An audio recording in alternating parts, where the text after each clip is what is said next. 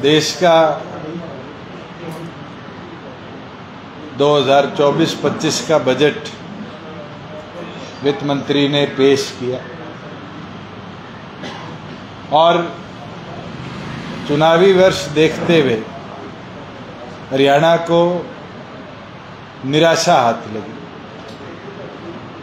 जहां road projects जो DPR और cabinet sub committee on infrastructure द्वारा अप्रूव्ड थे, उनको भी यूनियन बजट के अंदर इस बार जगह नहीं मिली। और केंद्र की सरकार बचाने और चलाने के लिए इस बार का यूनियन बजट केवल मात्र बिहार और आंध्र तक सीमित करने का काम केंद्र सरकार ने किया। हैरानी की बात है कि 3,500 करोड़ के हिसार रेवाड़ी हाईवे को तो जगह नहीं मिली, मगर 36,000 करोड़ का रोड इंफ्रास्ट्रक्चर डेवलपमेंट बिहार के लिए वित्त मंत्री ने स्पेशल अनाउंस किया। और उसके अंदर इंटरेस्टिंग फैक्ट ये है कि उस बिहार के अंदर जिसमें 10 दिनों में 11 पुल गिरे। वहीं प्रदेश के अंदर जो रेलवे बजट की बात, मैं माननीय रेल मंत्री का भी बाद में उल्लेख है, उसमें कहा कि हरियाणा के लिए हमने स्पेशल पैकेज दिया। 1200 करोड़ रुपए की जो फारूक नगर से झज्जर एक्सटेंशन थी, जिसकी टीआईपी भी 2.9 है और 1.2 टीआईपी पे नया रेल प्रोजेक्ट केंद्र सरकार मंजूर कर देती है, उसको भी इस बजट में कहीं जगह देने का काम नहीं किया।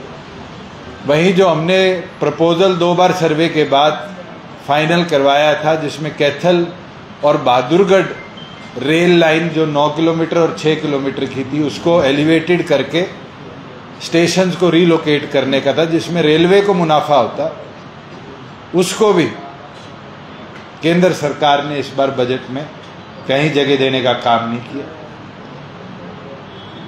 माननीय प्रधानमंत्री बारी बारी कहते हैं कि किसान को हम सशक्त बनाएंगे, आय दुगनी करेंगे। हैरानी की चीज है कि 2022 में कृषि सम्मान निधि में 11.39 करोड़ रुपया बांटा गया था और इस बार उसी केंद्र बजट में 9 करोड़ और 2.6 करोड़ रुपया केवल मात्र रखा गया।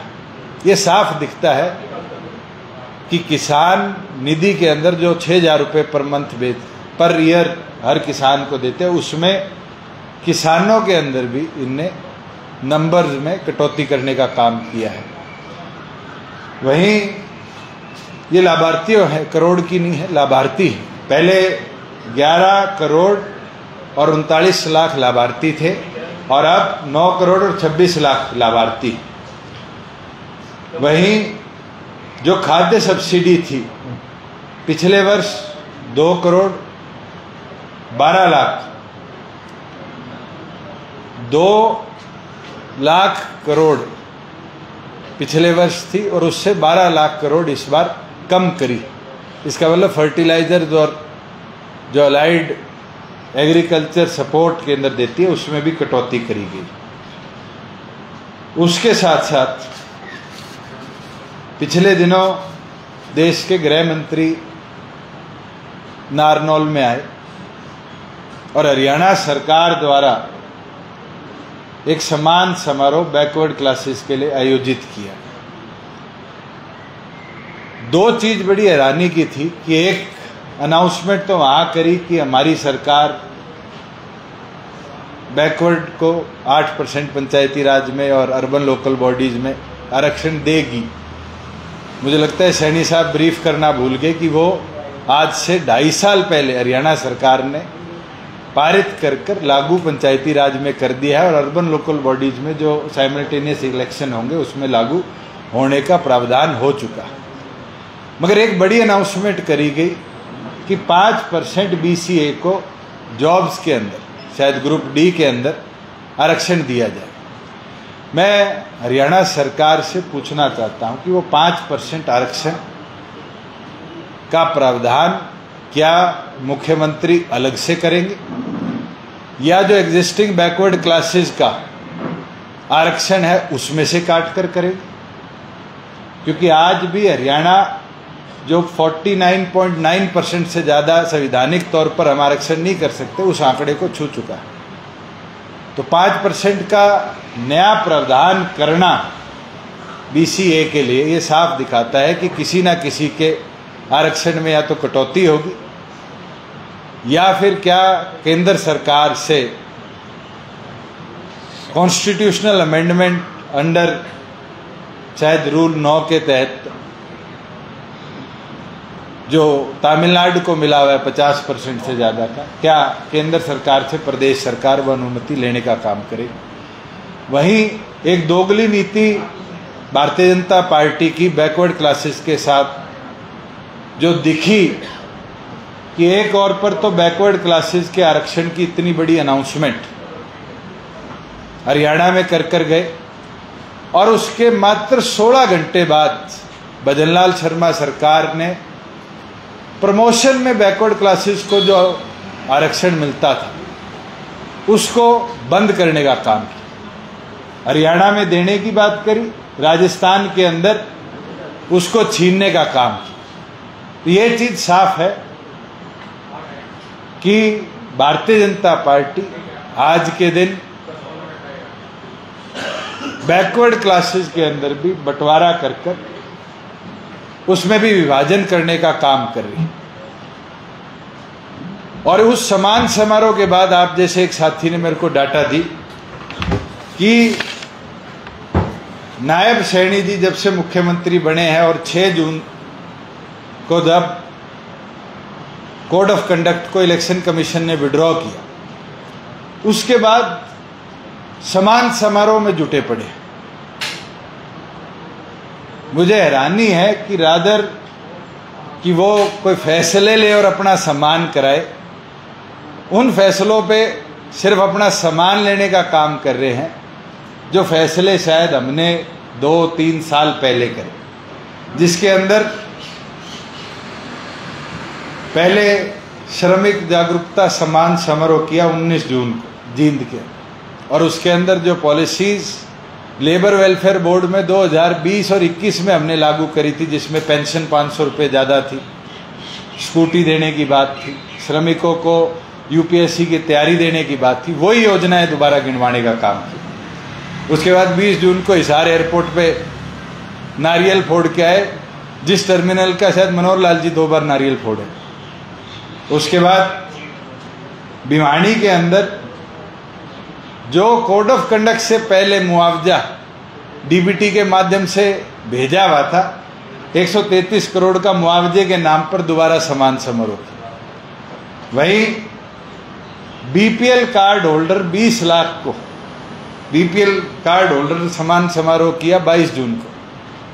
हैरानी की चीज है कि हरियाणा प्रदेश में जब से सैनी साहब मुख्यमंत्री बने, ऑन रिकॉर्ड है कि जो BPL की संख्या 1,80,000 और परिवार पहचान पत्र की सिंकिंग के बाद रिकॉर्ड तोड़ 6 लाख कुछ हजार बढ़ी थी, उसमें 2 लाख की कटौती हुई और इनने सम्मान समारोह करा कि 20 लाख BPL कार्ड होल्डरों को फायदा दिया। मैं पूछना चाहता हूँ, 20 लाख कार्ड होल्डर नए आए हैं या जो 30 लाख का आंकड़ा क्रॉस हो गया था उसमें से कटौती कर अब हरियाणा प्रदेश में 20 लाख BPL होल्डर बचे हैं? इस पर सरकार अपना स्पष्टीकरण दे। फिर 23 को रोहतक में सम्मान समारोह, 23 को फिर गुड़गांव में OBC समाज सम्मान समारोह, फिर शहरी गरीब कल्याण समारोह, जिसके अंदर शहर के अंदर प्रॉपर्टी कार्ड बांटे गए, जमीनें दी गई प्लॉटों के लिए, और उसके बाद इसी तरह का एक ग्रामीण सम्मान समारोह। हैरानी की चीज है, हमने 3 ऐसे लोगों के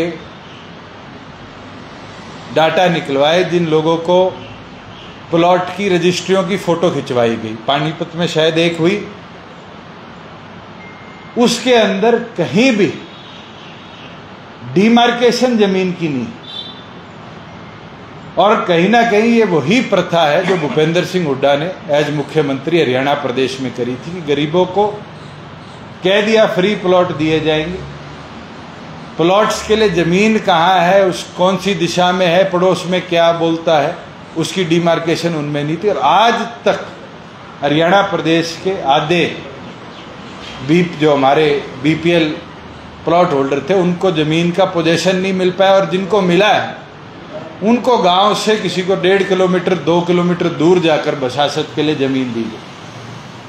और जो जमीनें मिली भी है उन जमीनों के अंदर बेसिक अमेनिटी जो बिजली, पानी और सड़क की होनी चाहिए, आज तक सरकार वो बेसिक अमेनिटी नहीं पहुंचा पाई। वहीं जो सिरसी में 2021 में 26 जनवरी को हमने लाल डोरा मुक्त किया था, लाल डोरा भूमि सम्मान समारोह किया 6 जुलाई को, 7 जुलाई को फिर विकास कार्य जो घोषणाएं और पत्थर शायद मनोहर लाल जी 7 तारीख को जाने से पहले लगा गए थे, उन्हीं को दोबारा अनाउंस कर दिया गया।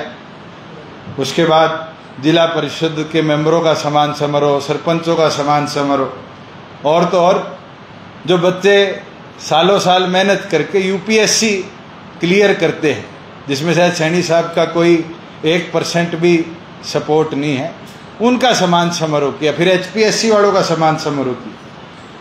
तो पिछले दौर के अंदर शायद सैनी साहब प्रदेश को लॉ एंड ऑर्डर की स्थिति से बचाने की बजाय सिर्फ सम्मान समारोह पे जुटे हुए हैं। कल भी 2 घटनाएं प्रदेश में हुई है। अब तक जो पिछली बार मैंने आपको इंसिडेंट्स बताए थे उनके अंदर भी कोई सैटिस्फैक्ट्री कार्रवाई लॉ एंड ऑर्डर सुधारने की प्रदेश सरकार नहीं कर पाई। मैं एक चीज और आपके आगे रखना चाहूंगा, क्योंकि ये 3 दिन पहले ही घटना हुई है। आज से 5 साल पहले जब हमने एक नारा दिया था, रोजगार मेरा अधिकार, तो कांग्रेस के लोग ये कहते थे कि 75% प्राइवेट नौकरियों में आरक्षण की व्यवस्था कैसे बनेगी। हमने कानूनी तौर पर उसको लागू किया, गवर्नर का एसेंट आया, सुप्रीम कोर्ट से स्टे वेकेट कराया, और आज सब जुडिस सुप्रीम कोर्ट के अंदर है। जो कांग्रेस इसका विरोध करती थी कि हरियाणा के छोरे छोरियों को हरियाणा में नौकरियां मिले, आज उसी कांग्रेस की कर्नाटका सरकार ने हमारा एक्ट रेप्लिकेट करके 100% आरक्षण प्राइवेट नौकरियों के अंदर देने के कानून की घोषणा करी। मैं भूपेंद्र हुड्डा जी से पूछना चाहता हूं कि क्या हरियाणा के युवाओं के लिए वो और उनकी पार्टी आज कर्नाटका की कांग्रेस की तरह हरियाणा को रोजगार देने के लक्ष्य में हमारा साथ देगी, या वो आज भी सिर्फ प्रॉपर्टी बिल्डर्स और लैंड माफियाओं का साथ देकर हरियाणा के छोरे छोरियों के रोजगार के अवसर को भगाना चाहिए। क्योंकि जिस तरह की हालत उनके शासन में 10 साल रही, मारुति हो, हीरो हो, होंडा हो, सारे बड़े उद्योगों ने प्रदेश से पलायन किया। पिछले 4 वर्षों में हरियाणा प्रदेश में 44,000 करोड़ का निवेश लाने में कामयाब रहे थे। और आज खुशी है कि मारुति अगले साल अपने ऑपरेशन शुरू कर रही है। एटीएल जो बैटरी मैन्युफैक्चरिंग का प्लांट मेवात में लगा रही है, वो इस साल के अंत में अपनी मैन्युफैक्चरिंग शुरू कर रही है। और फ्लिपकार्ट ने भी पैरेलली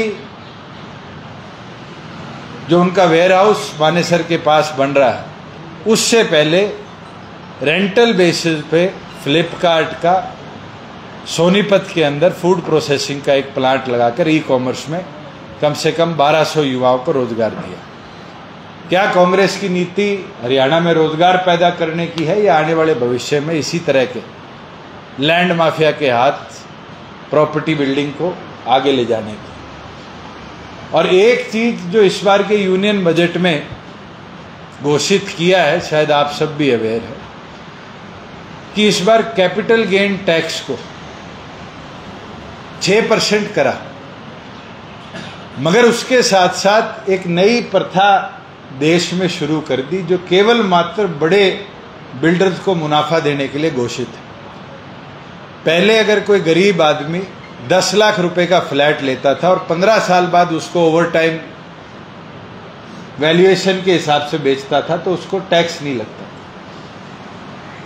बिल्डर को ही फर्स्ट टाइम सारा टैक्स देना पड़ता। आज उनको तो रियायत दे दी, मगर वहीं दूसरी ओर पर अगर गरीब आदमी आज 10 लाख की चीज को 10 साल बाद 50 लाख में बेचेगा तो उसको 50 लाख पे कैपिटल गेन टैक्स देना पड़ेगा। ये तो आम आदमी पर मोदी सरकार की एक बहुत बड़ी मार है। और इस मार से मुझे लगता है जो हरियाणा प्रदेश में लोगों की मूवमेंट थी, एक हरियाणा प्रदेश ऐसी जगह बन रही थी जहां लोग बड़ी संख्या में, बड़ी मात्रा में अपना आशियाना शिफ्ट कर रहे थे, चाहे वो पंचकुला हो, चाहे एनसीआर हो। आने वाले भविष्य में जो टियर 2, टियर 3 सिटीज हमारे शहरों के पास है, चाहे वो नोएडा का ग्रेटर नोएडा इलाका हो, गाजियाबाद हो, या पंचकुला का अल्टरनेट जीरकपुर मोहाली हो, हरियाणा प्रदेश जैसे विकसित प्रदेश को इसका बहुत ज़्यादा नुकसान होगा। मैं वित्त मंत्री को भी पत्र लिखूंगा और मैं चाहूँगा हरियाणा सरकार भी इसके ऊपर केंद्र सरकार को ये मांग रखे कि हमें इसके ऊपर रीथिंक करना चाहिए, क्योंकि इसमें सबसे बड़ी मार किसी को पड़ेगी तो जो आने वाले भविष्य में गरीब आदमी अपने बच्चों को कोई चीज़ दे के जाएगा और जिस तरह के टैक्स की मार उस पर पड़ेगी, उससे सबसे ज़्यादा नुकसान किसान का और गरीब आदमी का।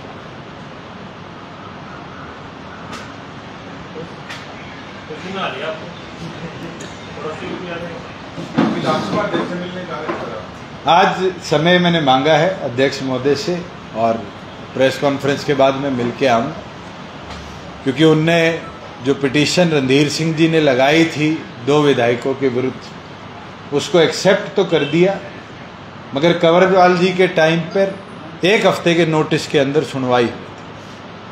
अध्यक्ष महोदय ने इसमें महीने का समय दिया, तो हमारी यही मांग है कि उसकी शॉर्ट डेट देकर उसकी हेयरिंग तुरंत शुरू करी जाए और कानूनी तौर पर दोनों विधायकों की सदस्यता खारिज की। पार्टी के सेक्रेटरी की तरफ से लिखा गया है, विधायक दल के नेता को अगर कॉन्स्टिट्यूशन और विधानसभा की प्रोसीडिंग की किसी को जानकारी है तो उसको ये पता होना चाहिए कि जननायक जनता पार्टी का एक छोटा सा कार्यकर्ता जो रजिस्टर्ड मेंबर है, अगर वो भी पार्टी विरोधी गतिविधि की कंप्लेंट देता है तो अध्यक्ष महोदय को कार्रवाई करनी पड़ेगी। और जितना मेरी नॉलेज में है, अध्यक्ष महोदय ने एजी साहब को बुला के ऊपर से नीचे तक हमारी पिटीशन चेक भी करवा ली, उसके बाद ही तारीख दी। और मैं तो बत्रा जी को कहूँगा, 2 बार तो रिजेक्ट करवा चुके, अगर उनको भी सहायता चाहिए तो रणधीर सिंह जी मदद करने के लिए किरण चौधरी जी वाले केस में उनका सहयोग करते हैं। मैं तो इसलिए समय लेकर, अगर उनको जल्दबाजी करनी है तो मैं ओरली जाकर वेरीफाई कराऊं। इसमें आधार क्या दिया है सर आपने? दोनों विधायकों ने मंच साझे करे हैं। चुनाव के दौरान भारतीय जनता पार्टी के झंडे के नीचे वो प्रेजेंट रहे हैं और पार्टी विरोधी दूसरी पार्टी को चुनाव में सहयोग देने के बयान दिए।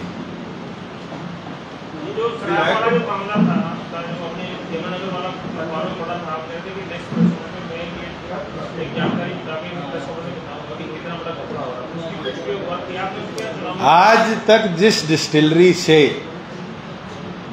वो ट्रक निकला और ट्रक ड्राइवर का बयान भी ऑफिशियली पुलिस के पास रिकॉर्डेड है, जिसमें मालिक तक का नाम है। और एक्साइज एक्ट जो 2021 में अमेंड हुआ था उसमें प्रोविजन है कि अगर इस तरह की बात आती है तो डायरेक्टर्स तक को पुलिस इन्वेस्टिगेशन में इन्वॉल्व करना चाहिए। हरियाणा पुलिस नहीं कर पाई। कहीं ना कहीं हरियाणा पुलिस डीजीपी के नेतृत्व में इस पूरे मामले को दबाने का प्रयास कर। सर, ये इंफॉर्मेशन आ रही है कि बिट्टू बजरंगी फरीदाबाद से चुनाव लड़ सकते हैं बीजेपी के, कैसा देखते हैं? आप लड़ लो, कौन रोकता है? कोई किसी पार्टी का प्राइमरी मेंबर है, पार्टी उसको टिकट देती है, उसको चुनाव लड़ने से कोई नहीं रोक सकता। नहीं, पर उनका नाम नून हिंसा में भी था, ऐसा कई केसेस हैं उनके। मेरे ख्याल से वो मेरठ वाली हिंसा में सोम साहब का भी था। नाम तो पता नहीं किसके कितने मुकदमों में आते हैं। उससे आज के दिन मेरे ख्याल से हरियाणा विधानसभा में सबसे ज्यादा ईडी के मुकदमे तो भूपेंद्र हुड्डा पे लड़ रहे हैं। क्या कांग्रेस उनकी टिकट काटेगी? और एक नया पर्चा और हुआ है, शायद 800 करोड़ का है, 1000 करोड़ का लैंड डील का है, जिसमें रेलीगेयर तक इन्वॉल्व है। ये साफ दिखाता है कि जो बात हम कहते थे कि भूपेंद्र हुड्डा की सरकार में सबसे ज्यादा किसान की जमीन की लूट मचाएगी प्राइवेट बिल्डरों के साथ मिलकर। धीरे धीरे धीरे धीरे एक एक पन्ना जो डॉक्टर अजय सिंह चौटाला जी ने चार्जशीट बनाई थी उसका खुलता जा रहा है। और ये चीज अब सामने आने लगी कि इनका मोडस ऑपरेंडी क्या था और किस तरीके से उस समय के मुख्यमंत्री भूपेंद्र हुड्डा ने कंपनी से कंपनी में पैसा ट्रांसफर कराकर अपने यारों प्यारों के नाम शेयर करवाने का काम किया। अगर आप चाहते हो तो मैं आपको अलग से डाटा प्रोवाइड कर दूंगा, चाहे वो अलग से क्यों नहीं प्रेस बोर्ड नहीं, अभी मेरे पास है नहीं, वो अब इतनी मोटी चार्जशीट है, मैं आपको कॉपी दे दूँ। चलो आपको चाहिए तो एक बार आपके साथ दोबारा बैठ जाओ, उसमें यही बता दूंगा कि नंबरदार के नाम क्या है, बिट्टू के नाम क्या है, सिट्टू के नाम क्या है, किसके वाटिका के शेयर हैं, किसके रामप्रस्ता के शेयर है, कौन कौन डायरेक्टर रह गए। आपकी इच्छा पूरी कर लूँगा, हफ्ते बाद फिर बैठ जाएगी। आप यूं आते रहोगे मुझे भी खुशी होती रहेगी। सर ये पंजाब अपोज कर रहा है जो 3 गैलेंट्री की बात की गई है, 3 पुलिस वालों को, आईपीएस ऑफिसर्स जो किसानों के साथ किसानों को आगे नहीं बढ़ने दिया। मेरे संज्ञान में मामला नहीं है। दुष्यंत जी कल फतेहाबाद में थे तो वो जो सरकार की उपलब्धियां बता रहे थे उसमें कांग्रेस के टाइम के अचीवमेंट को आगे पब्लिक। अरे मैं अभी तो ये समान समारोह गिना के गया हूँ कि सैनी साहब अपने 4 महीने के एक करीबी वादा तो पूरा पब्लिक के आगे आकर बताए। आप तो कांग्रेस शासन की बता रहे हो, अब तक जितने समान समारोह है वो तो सारे आधे ज्यादा तो मेरे महकमों के हैं और मेरे टाइम के हैं। और सैनी साहब का कंट्रोल गवर्नमेंट में इतना कमजोर है कि कल 12 घंटे डॉक्टरों के साथ बैठक करने के बाद हरियाणा की मेडिकल व्यवस्था को फेलियर की ओर ले जाने में वो कामयाब है। डॉक्टरों के साथ बेनतीजा बैठक और आज उनकी हड़ताल जाना हरियाणा प्रदेश के मेडिकल सिस्टम का फेलियर सामने आता है। और फेलियर नहीं, आज तक जो उनने आयुष्मान इम्पैनल्ड हॉस्पिटल के 300 करोड़ के ड्यूज भेजने की बात थी उसको भी वो फुलफिल नहीं करते। 4 दिन के लिए उनका तो केवल मात्र एक कार्य रह गया कि सुबह चंडीगढ़ से हेलीकॉप्टर में कहीं जाते हैं, शाम को आते। आपने कहीं सुना है कि किसी डिपार्टमेंट का ओवरऑल रिव्यू उनने किया? एक होम डिपार्टमेंट का था और आप जैसा ही एक भाई बंधु बता रहा था कि उसके अंदर ये कहा गया कि क्राइम हो जाता है पुलिस से पहले तो लोग बता देते हैं, टीवी बता देते हैं। प्रदेश के मुख्यमंत्री की ये हाल कि आज उनके सीआईडी जैसे तंत्र इतने कमजोर हैं कि वो इंफॉर्मेशन भी उनको प्रॉपरली प्रोवाइड नहीं कर पाते। हमारे 22 के 22 जिलों की बैठक संपूर्ण हो चुकी, बड़े अच्छे तरीके से कार्यकर्ताओं की हमारे राष्ट्रीय अध्यक्ष ने बात भी सुनी और 30 तारीख तक का टारगेट राष्ट्रीय अध्यक्ष ने लिया है, जिसके अंदर संगठनिक ढांचा जिले और हल्के लेवल तक पूरा दोबारा हम अनाउंस करेंगे और 1 अगस्त से लेकर नॉन स्टॉप प्रदेश का भ्रमण कर विधानसभा के भरपूर तैयारियों के अंदर संगठन जुटे।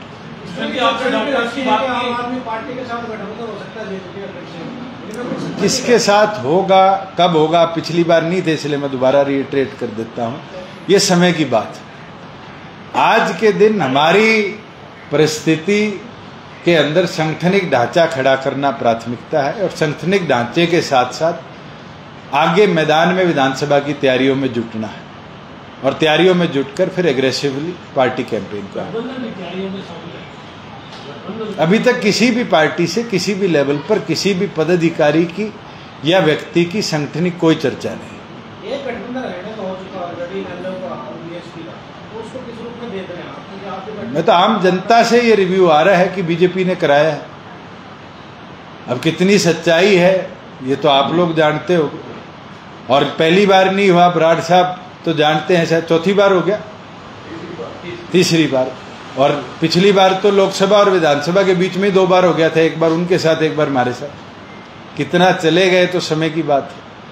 बीजेपी क्यों कराएगी सर? थोड़ा वो भी क्लियर करो। मैं तो कह रहा हूँ जनता बोल रही है, मुझे क्या पता क्यों कराएगी।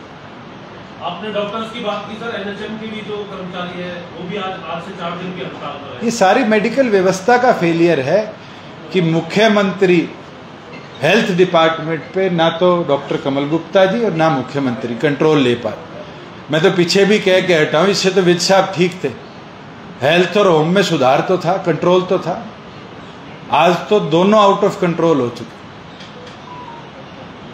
जब तक एडमिनिस्ट्रेटर स्ट्रांग नहीं होगा तो इस तरह की कमियां आती रहेंगी। एडमिनिस्ट्रेटर मजबूत होगा तो इन चीजों पे प्रतिबंध लगते रहेंगे। एक सबसे विधायकों की आपने जो शिकायत की अपनी पार्टी के, उस पर रिएक्शन चाहूंगा।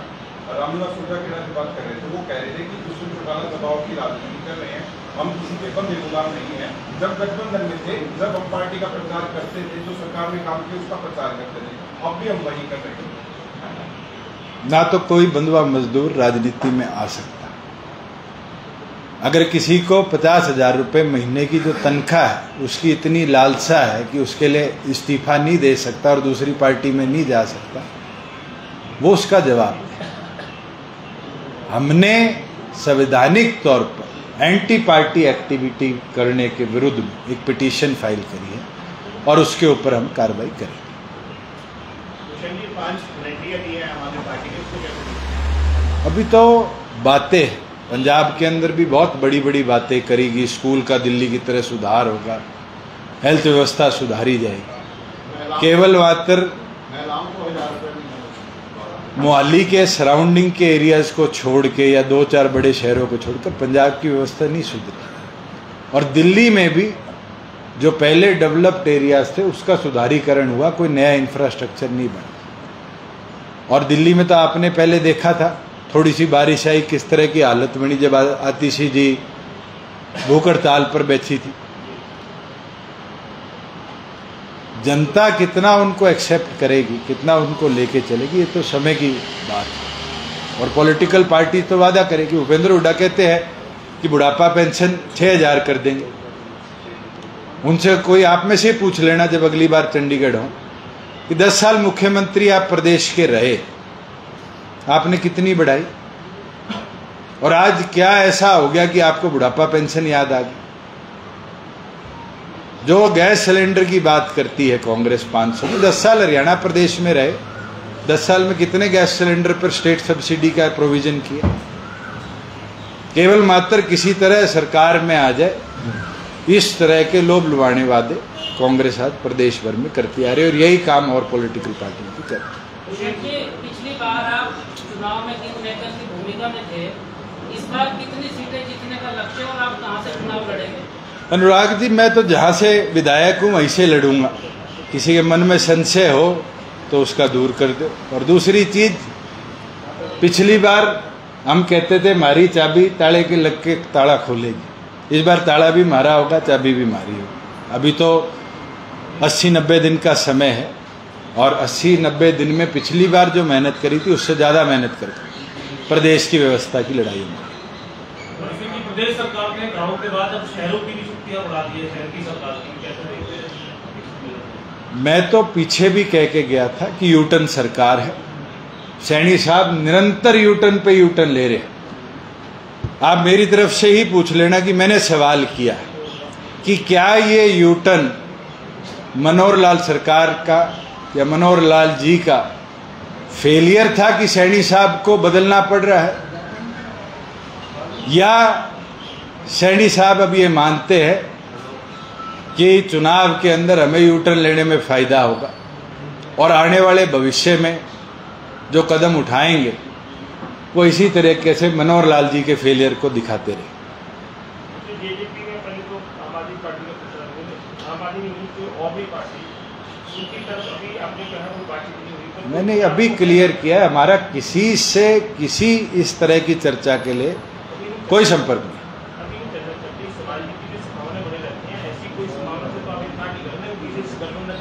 सुरेंद्र जी, मैं तो आपको राज्यसभा का ऑफर दे देता हूँ, मेरा साइन आज करा लो, आप लड़ लो, समीकरण बन जाएंगे। ये तो आप बांटते दिखते हैं, इसको कोई सरकार लेकर के राजी नहीं, क्योंकि सबको पता होगा एमएलए जिस दिन एमएलए होते तो फिर कार्तिक शर्मा, उस दिन आपने कार्तिक शर्मा को बना दिया। मैं नॉमिनेशन तो मैं भरवाऊंगा, आप चिंता ना करो, आपको भरना है बताओ। ये जीत सकते तो भरवा नहीं, क्यों हार के लिए नहीं लड़ सकते? नॉमिनेशन भरवाने के बाद डॉक्टर के लिए या वैसे भरवाओगे आप? ना वैसे है। चलो, थैंक यू।